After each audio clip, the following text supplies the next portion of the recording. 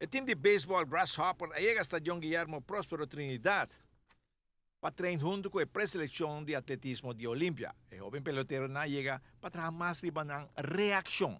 Não quer mais reaction, não quer treinar reaction, a maneira de correr, que corre para pôr, tem melhor salida, of hora de filha de terreno, para pôr, tem reação, bala, de segunda base, por exemplo, com assim, né? Nabay bom, de Sim, não está bem bom, tem certa coisa tá um pouco difícil, mas presta também passa. E não gusta parte que eu vou trabalhar com não? Sim, não está gostando, mas o que me está fazendo wega com não, que está docking bom.